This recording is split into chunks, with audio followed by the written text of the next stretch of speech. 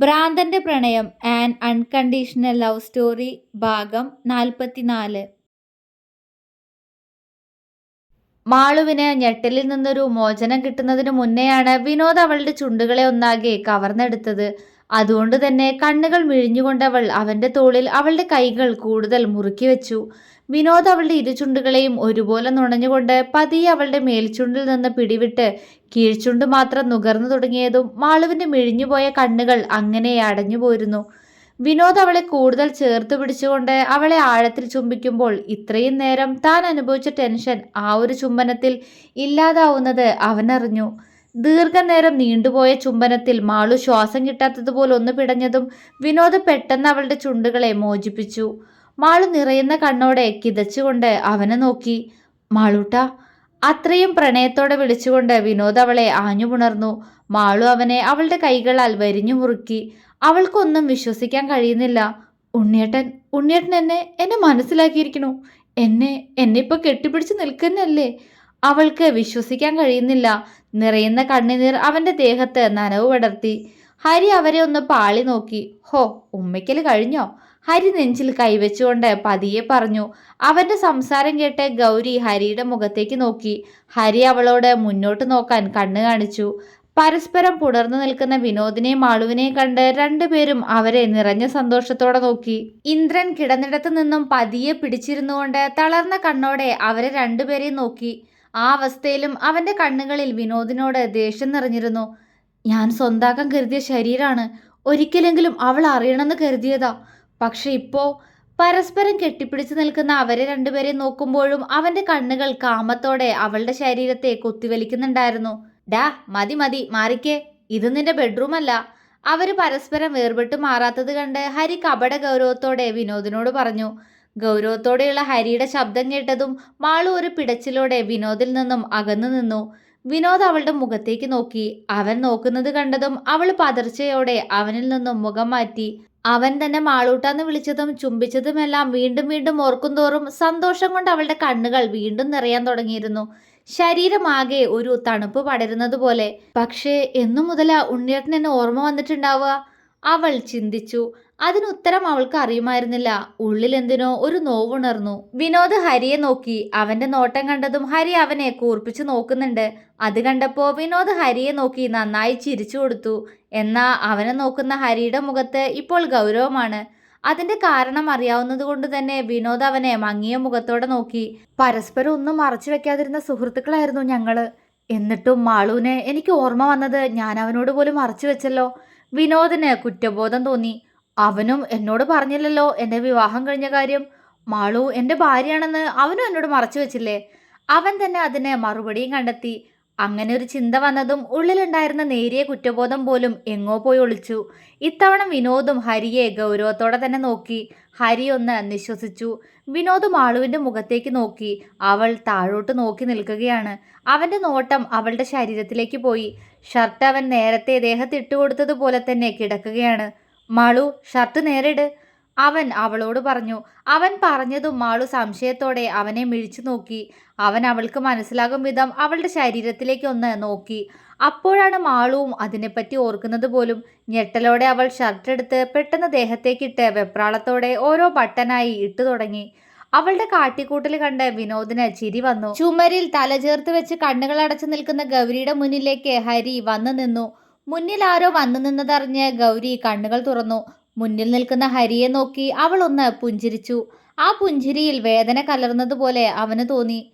ഗൗരി, നിനക്ക് കുഴപ്പമൊന്നുമില്ലല്ലോ? അവൻ ചോദിച്ചു. അവൾ ഇല്ല എന്ന പോലെ കണ്ണുകൾ ചിമ്മിക്കാണിച്ചു. പക്ഷെ അവളുടെ കണ്ണുകൾ നിറഞ്ഞിരുന്നു. ഹരി അവളെ തന്നെ ഒന്ന് നോക്കി നിന്നു. അവന്റെ ഓർമ്മയിൽ അല്പം മുൻപ് നടന്ന സംഭവം തെളിഞ്ഞു വന്നു.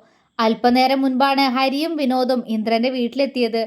വണ്ടി നിർത്തിയതും ആദ്യം കണ്ടത് തുറന്നു കിടക്കുന്ന വാതിലാണ്. വിനോദ് വെപ്രാളത്തോടെ അകത്തേക്ക് ഓടാൻ തുടങ്ങുമ്പോഴേക്കും ഹരിയുടെ കണ്ണുകൾ തൊഴുത്തിനടുത്തുള്ള മാളുവിന്റെ റൂമിനടുത്ത് എത്തിയിരുന്നു. തൊഴുത്തിന്റെ അടുത്തുള്ള റൂമിലാ ഞാൻ കിടന്നിരുന്നേ. മുൻപൊരിക്കൽ മാളു പറഞ്ഞത് ഹരിക്ക് ഓർമ്മ വന്നു. എന്തുകൊണ്ടോ മനസ്സ് അങ്ങോട്ട് പോവാനാണ് പറഞ്ഞത്. അകത്തേക്ക് കയറാൻ ഒരുങ്ങിയ വിനോദിന്റെ കയ്യിൽ പിടിച്ച് പെട്ടെന്ന് ആ ഭാഗത്തേക്ക് ഓടുകയായിരുന്നു അവൻ. അപ്പോഴാണ് പുറത്ത് അടുക്കളയുടെ അടുത്തുള്ള ഒരു റൂമിൽ നിന്നും ആരോ വാതിലിൽ തട്ടുന്ന ശബ്ദം അവര് കേട്ടത്. വിനോദ് ശബ്ദം കേട്ട ഭാഗത്തേക്ക് ഓടിപ്പോയി. അവന്റെ ഉള്ളിൽ മുഴുവൻ നിറഞ്ഞു നിന്നിരുന്നത് മാളുവിന്റെ മുഖം മാത്രമായിരുന്നു. അവളാണോ അതിനകത്ത്? വിനോദ് ചിന്തയോടെ വാതിലിനു മുന്നിൽ പോയി നിന്നു. അകത്ത് ഇന്ദ്രനും ഉണ്ടെങ്കിലോ? അതോർക്കെ അവന്റെ ശരീരം ഭയത്താൽ വിറച്ചുപോയിരുന്നു. ഊക്കോടെ വാതിലിൽ ഇടിക്കാൻ തുടങ്ങിയപ്പോഴാണ് വാതിൽ പുറത്തേക്ക് അടച്ചത് കണ്ടത്. സംശയത്തോടെ വാതിൽ തുറന്നതും മുന്നിൽ നിൽക്കുന്ന ഗൗരിയെ കണ്ട് അവന്റെ മുഖം ദേഷ്യം കൊണ്ട് വലിഞ്ഞു മുറുകി. ദേഷ്യത്തോടെ അവളുടെ കഴുത്തിൽ കൈയമർത്തി അവളെ ചുമരിലേക്ക് ചേർത്ത് വെച്ചിരുന്നു വിനോദ്. എവിടെടി മാളു, പറയേ, നീയും അവനും കൂടി അവളെ എന്താ ചെയ്തേ? വിനോദ് ഉയർന്ന ശബ്ദത്തോടെ അവളോട് ചോദിച്ചു. ഗൗരിയുടെ കണ്ണുകൾ നിറയുകയും ശ്വാസം കിട്ടാതെ അവൾ പിടയുകയും കൃഷ്ണമണി മേൽപോട്ട് ഉയരുകയും ചെയ്യുന്നത് കണ്ടിട്ടും വിനോദിന് അവന്റെ ദേഷ്യം ശമിച്ചിരുന്നില്ല. അവന്റെ ഉള്ളിൽ ഹരി പറഞ്ഞ വാക്കുകൾ മാത്രമായിരുന്നു. ഗൗരിയും കൂടി ചേർന്ന് ചതിക്കുകയാണോ എന്ന ചിന്ത അവനിൽ നിറഞ്ഞിരുന്നു. പെട്ടെന്ന് ഹരി അവന്റെ കൈ പിടിച്ചു മാറ്റി. ഗൗരി ശ്വാസം എടുക്കാൻ ബുദ്ധിമുട്ടുന്നത് കണ്ടിട്ടും വിനോദിൽ ഒരു ദയയുണ്ടായിരുന്നില്ല. നിനക്ക് എന്താ വിനു, നീ എന്തേ ചെയ്യുന്നേ? ഹരി ദേഷ്യത്തോടെ അവനോട് ചോദിച്ചു. വിനോദ് അവനെ തുറച്ചു നോക്കി. പിന്നെ പിന്നെ ഞാൻ എന്ത് വേണം മാളു, അവൾ എവിടെ? വിനോദിന്റെ കണ്ണു നിറഞ്ഞു. വിനു, നീ ഇങ്ങനെ കരയല്ലേ? ഹരി അവനെ ഒന്ന് സമാധാനിപ്പിച്ചുകൊണ്ട് ഗൗരിയുടെ മുന്നിൽ പോയി നിന്നു. ഗൗരി, മാളു എവിടെ? ഹരി ഗൗരവത്തോടെ അവളോട് ചോദിച്ചു. അവളെന്തോ പറയാൻ ശ്രമിക്കുന്നുണ്ടായിരുന്നു. പക്ഷെ അവൾക്ക് ശ്വാസം എടുക്കാൻ ബുദ്ധിമുട്ട് തോന്നി. പറയ് ഗൗരി, മാളു എവിടെ? നീയാണോ ഇതിനെല്ലാം പിന്നിൽ? ഇന്ദ്രൻ പറഞ്ഞിട്ടാണോ നീയും അവളുടെ കൂടെ വന്നേ? ഹരി അവളെ പിടിച്ചു കുലുക്കിക്കൊണ്ട് ചോദിച്ചു. അവന്റെ കണ്ണുകൾ കലങ്ങാൻ തുടങ്ങിയിരുന്നു. ഞാനല്ല ഹരിയേട്ടാ, അവൻ, ആ ഇന്ദ്രൻ നമ്മുടെ മാളൂനെ. അത്രയും കിതപ്പോടെ അവൾ പറഞ്ഞപ്പോഴേക്കും വിനോദ് അവൾക്കടുത്തേക്ക് എത്തിയിരുന്നു. ഗൗരി, ഒന്ന് പറയടി, എവിടെ മാളു? അവൻ ദയനീയമായി വീണ്ടും ചോദിച്ചു. ഗൗരി ഉണ്ടായതെല്ലാം അവരോട് പറഞ്ഞു. നടന്നതെല്ലാം കേൾക്കുന്തോറും ഹരിയുടെയും വിനോദിന്റെയും ഞരമ്പുകൾ ദേഷ്യത്താൽ വലിഞ്ഞു മുറുകിയിരുന്നു. ഗൗരിയെ ഉപദ്രവിക്കാൻ ശ്രമിക്കുന്നത് കണ്ട് ഇന്ദിര രാഘവനെ കൊന്നുവെന്ന് കേട്ടതും രണ്ടുപേരും ഒരുപോലെ ഞെട്ടിയിരുന്നു. അവർക്കത് വിശ്വസിക്കാൻ കഴിഞ്ഞിരുന്നില്ല. ഹരിക്ക് ഇന്ദ്രന്റെ സ്വഭാവം അറിയാമായിരുന്നെങ്കിലും രാഘവൻ അങ്ങനെ ഒരുവനാവുമെന്ന് ഹരി കരുതിയിരുന്നില്ല. ശ്രദ്ധിക്കാനും വേണ്ടി കാഴ്ചയിൽ ഒന്നും തോന്നിയതുമില്ല. രാഘവനും ഇത്ര വൃത്തികെട്ടവനാണെന്നറിഞ്ഞപ്പോൾ വിനോദിനും ഹരിക്കും അറപ്പ് തോന്നി. മാളു, വിനോദ് അവളെ വിളിച്ചുകൊണ്ട് പെട്ടെന്ന് റൂമിൽ നിന്നും പുറത്തേക്കിറങ്ങി മാളുവിന്റെ റൂമിലേക്ക് ഓടി. പുറകെ തന്നെ ഹരിയും ഗൗരിയും. ഓർമ്മകളിൽ നിന്നും തിരിച്ചു വന്ന് ഹരി അവളെ തന്നെ നോക്കി നിൽക്കുന്നത് കണ്ട് ഗൗരി എന്താ എന്ന പോലെ അവനെ നോക്കി. അവൻ സ്നേഹത്തോടെ അവളുടെ കവിളിൽ ഒന്ന് തഴുകി. ഗൗരിയുടെ കണ്ണു നിറഞ്ഞു. എന്റെ മാളൂനെ നീ രക്ഷിക്കാൻ ശ്രമിക്കുന്ന ഞാൻ കരുതിയതേയല്ല ഗൗരി, ഹരി സ്നേഹത്തോടെ അവളോട് പറഞ്ഞു. ഗൗരി അവനെ നോക്കി വേദനയാൽ ഒന്ന് പുഞ്ചിരിച്ചു. ഗൗരി, മാളുവിന്റെ ശബ്ദം കേട്ട് ഗൗരി അവളെ നോക്കി. മാളു അവളെ നോക്കി ചുണ്ടു വിതുമ്പി നിൽക്കുന്നുണ്ട്. ഗൗരി അല്പനേരം ആ മുഖത്തേക്ക് നോക്കി നിന്നു. വേദനയാണ് ആ മുഖത്ത്, കുറ്റബോധം. താൻ ഏട്ടനായി കണ്ടവൻ ഗൗരിയെ ചതിച്ച് കീഴടക്കിയല്ലോ എന്ന സങ്കടം. അവളുടെ സങ്കടത്തോടെയുള്ള മുഖം കണ്ടപ്പോൾ ഗൗരിയുടെ കണ്ണുകൾ നിറഞ്ഞു. അവൾ മാളുവിനെ നിറകണ്ണുകളോടെ നോക്കി. മാളു കരഞ്ഞുകൊണ്ട് അവൾക്ക് നേരെ രണ്ട് കൈയും നീട്ടിപ്പിടിച്ചു. ഗൗരി പെട്ടെന്ന് ഓടി വന്ന് അവളെ കെട്ടിപ്പിടിച്ചു. വിനോദിനും ഹരിക്കും ഒന്നും മനസ്സിലായില്ല. അവര് സംശയത്തോടെ അവരെ തന്നെ നോക്കുന്നുണ്ടായിരുന്നു. എന്തിനാ നിങ്ങളിങ്ങനെ കരയുന്നേ? അതിനും വേണ്ടി എന്തുണ്ടായി? രണ്ടാൾക്കും ഒന്നും സംഭവിച്ചില്ലല്ലോ, പിന്നെന്തിനപ്പോ ഈ കരച്ചിൽ? വിനോദ് അവരുടെ കരച്ചിൽ കണ്ട് അസ്വസ്ഥതയോടെ ചോദിച്ചു. ഗൗരി മാളുവിനെ അവളിൽ നിന്ന് അകറ്റി നിർത്തി വിനോദിനെ ഹരിയെ നോക്കി പുഞ്ചിരിച്ചു. അവര് ഗൗരിയെ തന്നെ ഉറ്റുനോക്കി നിന്നു. ഗൗരി മാളുവിനെ നോക്കി. അവള് കരഞ്ഞു കരഞ്ഞ് അവശയായിരുന്നു. ഗൗരി ഇന്ദ്രൻ അടിച്ച മാളുവിന്റെ കവിളിൽ ഒന്ന് തലോടി. മാളു വേദന കൊണ്ട് കണ്ണ് ഇറുക്കി അടച്ചു തുറന്നു. ഗൗരി അവളുടെ മുഖത്തു നിന്നും കൈയെടുക്കാതെ അവളെ തന്നെ നോക്കി. ഗൗരി, മാളു തേങ്ങലോടെ വിളിച്ചു. ഒന്നുമില്ല മാളു, നീ ഇങ്ങനെ കരയല്ലേ. എനിക്ക് ഒന്നും സംഭവിച്ചിട്ടില്ല. എന്തെങ്കിലും സംഭവിച്ചിട്ടുണ്ടെങ്കിൽ എല്ലാം ഞാൻ തന്നെ വരുത്തി വെച്ചതാ. നിന്നെ വേദനിപ്പിക്കാൻ നോക്കിയതിന് ഈശ്വരൻ തന്ന ശിക്ഷ. അത്രയും പറഞ്ഞപ്പോഴേക്കും അവളുടെ ശബ്ദമിടറിയിരുന്നു. മാളു കണ്ണു നിറച്ചുകൊണ്ട് അവളോട് അരുതെന്ന് തലയാട്ടി. അവരെ തന്നെ നോക്കി നിൽക്കുകയായിരുന്ന ഇന്ദ്രൻ പതിയെ നിലത്ത് മൊത്തത്തിൽ എന്തോ കണ്ണുകൾ കൊണ്ട് തിരഞ്ഞു. തേടിയതെന്തോ കയ്യിൽ കിട്ടിയതുപോലെ അവന്റെ കണ്ണുകൾ തിളങ്ങി. അവൻ അതെടുത്ത് മുണ്ടിനുള്ളിൽ തിരുകി നിലത്ത് കൈയൂന്നി എഴുന്നേറ്റ് നിന്നു. ഹരിയുടെയും വിനോദിന്റെയും നോട്ടം ആ സമയങ്ങളിൽ മാളുവിലും ഗൗരിയിലും മാത്രമായിരുന്നു. എന്താ കാര്യം? ഞങ്ങൾക്കൊന്നും മനസ്സിലാവുന്നില്ല ഗൗരി. നിങ്ങൾ രണ്ടാളും എന്തിനങ്ങനെ കരയുന്നേ?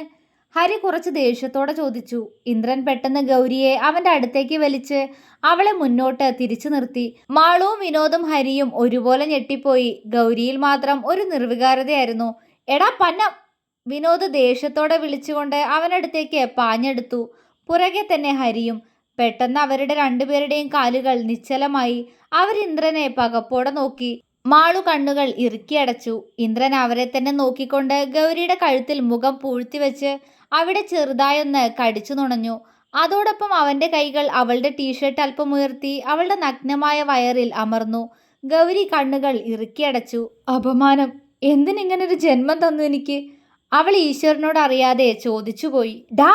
വിനോദ് ദേഷ്യത്തോട് അലറിക്കൊണ്ട് ഗൗരിയെ അവനിൽ നിന്നും പിടിച്ചു മാറ്റി അവളെ ഹരിയുടെ കയ്യിൽ ഏൽപ്പിച്ചുകൊണ്ട് ഇന്ദ്രന്റെ ഇടത് കൈ പിടിച്ച് പുറകിലേക്ക് വളച്ച് അവന്റെ കൈമുഷ്ടി കൊണ്ട് അതിൽ ഊക്കോടെ ഇടിച്ചു. ഇന്ദ്രന്റെ വേദനയോടെയുള്ള അലറൽ ആ റൂം ഒന്നാകെ പ്രകമ്പനം സൃഷ്ടിച്ചു. മാളു ഞെട്ടലോടെ കണ്ണു തുറന്നു നോക്കി. ഗൗരി പേടിയോടെ ഹരിയുടെ നെഞ്ചിൽ മുഖം പൂഴ്ത്തി.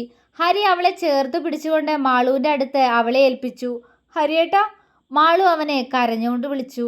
അവൻ മറുപടി പറയാതെ ഗൗരിയെ മാളുവിന്റെ അടുത്ത് നിർത്തി ഇന്ദ്രന്റെ അടുത്തേക്ക് ദേഷ്യത്തോടെ പാഞ്ഞെടുത്ത് അവന്റെ കവിളിൽ കൈ മടക്കിയിടിച്ചു. ഇന്ദ്രൻ വേദനയോടെ ശബ്ദമുണ്ടാക്കി. വിനോദ് റൂമിന്റെ ഒരു മൂലയിലായി കിടക്കുന്ന തടി കഷ്ണമെടുത്ത് അവന്റെ ഇടതുകാലിൽ വീശിയടിച്ചു. ഇന്ദ്രന്റെ അലർച്ചയിൽ മാളുവും ഗൗരിയും അവരുടെ ചെവി പേടിയോടെ പൊത്തിപ്പിടിച്ചു.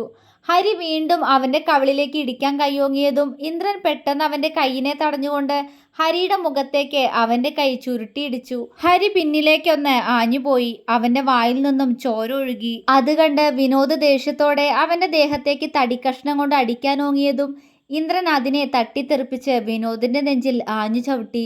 വിനോദ് നിലത്തേക്ക് തെറിച്ചു വീണു. അവൻ വേദനയോടെ അവന്റെ നെഞ്ചിൽ കൈവച്ചുപോയി. അയ്യോ ഉണ്ണിയേട്ടാ! മാളു കരഞ്ഞുകൊണ്ട് അവനടുത്തേക്ക് ഓടി. ഗൗരി ഹരിയുടെ അടുത്തേക്ക് എത്തിയതും ഇന്ദ്രൻ വീണ്ടും അവളെ പിടിച്ച് അവനോട് ചേർത്ത് വെച്ചിരുന്നു. ഗൗരി ഇത്തവണ അവനിൽ നിന്നും കുതറി മാറാൻ ശ്രമിച്ചു. എന്നാൽ ഇന്ദ്രൻ അവളെ ഒന്നുകൂടി ഇറുകെ പിടിച്ചു. ഡാ! ഹരി ദേഷ്യത്തോടെ പറഞ്ഞുകൊണ്ട് അവന്റെ അടുത്തേക്ക് വന്നു. ഇന്ദ്രൻ അവനെ കൈകൾ കൊണ്ട് തടഞ്ഞു നിർത്തി.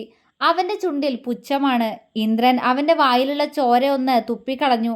മാളു കരഞ്ഞുകൊണ്ട് വിനോദിന്റെ കയ്യിൽ പിടിച്ച് അവനെ എഴുന്നേൽപ്പിച്ചു. അടങ്ങട രണ്ടെണ്ണവും! എന്തിനാ ഇപ്പൊ രണ്ടാളും ചേർന്ന് എന്നെ അടിക്കുന്നേ? അവൻ പുച്ഛത്തോടെ ചോദിച്ചു. അത് നിനക്ക് അറിയില്ലടാ നാറി! വിടടാ ഗൗരിയെ! അവളുടെ ശരീരത്തിലെങ്ങാനും നീ തൊട്ടാ ഇന്ദ്ര, നീ ഇവിടെ നിന്ന് പിന്നെ ജീവനോടെ പുറത്തു പോവില്ല. വിനോദ് മാളുവിന്റെ കൈതട്ടി മാറ്റിക്കൊണ്ട് അവനോട് ദേഷ്യത്തോടെ പറഞ്ഞു. ഇന്ദ്രൻ പെട്ടെന്ന് അവന്റെ അരയിൽ നേരത്തെ തിരികെ വെച്ചിരുന്ന ചെറിയ കത്തിയെടുത്ത് അത് ഗൗരിയുടെ കഴുത്തിലേക്ക് ചേർത്ത് വെച്ചു. നോ! വിനോദും ഹരിയും ഒരുപോലെ പറഞ്ഞു. മാളു പേടിയോടെ ഗൗരിയുടെ കഴുത്തിലേക്ക് നോക്കി. ഗൗരിക്ക് മാത്രം ഭയം തോന്നിയില്ല. മരിച്ചാ മതി, ഇനി ജീവിക്കാൻ ആഗ്രഹമില്ല, അവളുടെ മനസ്സ് പറഞ്ഞു. ഇന്ദ്രൻ അവരെ നോക്കി പുച്ഛിച്ചു. അടുത്തേക്ക് വരരുതാരും, എനിക്കല്പം സംസാരിക്കാനുണ്ട്. ആരെങ്കിലും അടുത്തേക്ക് വന്നാൽ കൊല്ലു ഞാൻ ഇവളെ. അവനൊരു ഭ്രാന്തനെ പോലെ അലറിക്കൊണ്ട് പറഞ്ഞു. ഹരിയും വിനോദും പേടിയോടെ ഗൗരിയെ മാത്രം നോക്കി നിന്നു. അവളുടെ കണ്ണുകൾ നിറയുന്നുണ്ടെങ്കിലും ആ കണ്ണിൽ ഒരു തരിമ്പ് പോലും ഭയമില്ല എന്ന് അവരൊരു പകപ്പോടെ മനസ്സിലാക്കി. ഇന്ദ്രന് അവന്റെ ഇടതുകാൽ നന്നായി വേദനിക്കുന്നുണ്ടായിരുന്നു. കൂടെ നേരത്തെ കിട്ടിയ അടിയുടെ ക്ഷീണവും എല്ലാം കൊണ്ടും അവൻ ആകെ തളരാൻ തുടങ്ങിയിരുന്നു. പക്ഷെ അപ്പോഴും അവന്റെ കണ്ണുകൾ മാളുവിലേക്കൊന്നു പോയി. അവന്റെ നോട്ടം കണ്ടതും വിനോദ് പെട്ടെന്ന് മാളുവിന് മുന്നിലേക്ക് കയറി നിന്നു. ഇന്ദ്രൻ പുച്ഛത്തോടെ ചുണ്ടുകൊട്ടി. വിനോദ്, നീ എന്താ നേരത്തെ എന്നോട് പറഞ്ഞേ? ആ, അത് തന്നെ. ഇവളുടെ ശരീരത്തിൽ ഞാൻ തൊട്ടാ പിന്നെ ഞാൻ ഇവിടുന്ന് ജീവനോടെ പുറത്തു പോവില്ലാന്ന് അല്ലേ? അവൻ കളിയാക്കുന്നത് പോലെ ചോദിച്ചു. ഗൗരിയുടെ നെഞ്ചിടിപ്പ് ഉയർന്നു. അവൻ എന്താണ് പറയാൻ വരുന്നതെന്ന് അവൾക്ക് വ്യക്തമായി മനസ്സിലായി. ഇന്ദ്ര! ഗൗരി അങ്ങനെ തന്നെ നിന്നുകൊണ്ട് ദയനീയമായി അവനെ വിളിച്ചു. എന്താ ഗൗരി, ഇനി എന്തിനാ മറച്ചു വെക്കുന്നേ? എല്ലാരും അറിയട്ടെ. ഇവർക്ക് മുന്നിൽ എന്നോ ഞാൻ ജയിച്ചു കഴിഞ്ഞൂന്ന് ഇവന്മാരറിയട്ടെ, അവൻ പരിഹാസത്തോടെ പറഞ്ഞു. ഹരിയും വിനോദും അവനെ സംശയത്തോടെ നോക്കി. അവർക്കൊന്നും മനസ്സിലാകുന്നില്ലായിരുന്നു. ഒന്നും മനസ്സിലായില്ല അല്ലേ? ഓക്കെ, ഞാൻ തന്നെ പറഞ്ഞു തരാം. ഇവളെ തൊട്ടാ എന്നെ കൊല്ലൂന്ന് പറഞ്ഞില്ലേ നീ? നീ തന്നെ ചോദിക്കും ഇവളോട്. ഇവളുടെ ശരീരത്തിൽ ഈ ഇന്ദ്രൻ ഇനി തൊടാൻ എവിടെയെങ്കിലും ബാക്കിയുണ്ടോന്ന്. ഈ ഇന്ദ്രന്റെ ചുണ്ടുകൾ പതിയാത്ത ഏതു ഭാഗാ ഇവളുടെ ശരീരത്തിൽ ഇനി ഉള്ളതെന്ന് ചോദിക്കടാ നീ. ഇന്ദ്രൻ ഒരു വിജയചിരിയോടെ ഉറക്കെ പറഞ്ഞു. അവന്റെ വായിൽ നിന്നും വന്ന വാക്കുകൾ കേട്ട് വിനോദും ഹരിയും തറഞ്ഞു നിന്നുപോയി. ശരീരം തളരുന്നത് പോലെ തോന്നി വിനോദിന്. അവൻ വിശ്വാസം വരാതെ ഗൗരിയെ നോക്കുന്നുണ്ട്. ഹരിയിലും പകപ്പാണ്. ഇങ്ങനെ ഒരു തിരിച്ചടി അവര് സ്വപ്നത്തിൽ പോലും കരുതിയിരുന്നില്ല. മാളുവിന്റെ കണ്ണുകൾ നിറഞ്ഞൊഴുകിയിരുന്നു. അവന്റെ വാക്കുകളിലെ തീച്ചൂളയിൽ ഗൗരി വെന്തുരുകി. ആളുകൾക്ക് മുന്നിൽ വസ്ത്രം ഉരിഞ്ഞു നിൽക്കുന്നത് പോലെ അവൾക്ക് തോന്നി. അവളുടെ കണ്ണുകളിൽ നിന്നും അപമാനത്തിന്റെ നീർത്തുള്ളികൾ ചാലിട്ടൊഴുകി. ഗൗരി, വിനോദ് അവളെ നോക്കി വിളിച്ചു. ആ ശബ്ദത്തിൽ പകപ്പോ ദയനീയതയോ. വയ്യ, ഒന്നും കേൾക്കാൻ വയ്യ. ഗൗരി കണ്ണുകൾ ഇറുക്കി അടച്ചു കളഞ്ഞു. വിനോദിനും ഹരിക്കുമുള്ള ഉത്തരം കിട്ടിക്കഴിഞ്ഞിരുന്നു. രണ്ടുപേരുടെയും കണ്ണുകൾ ഒരുപോലെ നിറഞ്ഞു. തുടരും.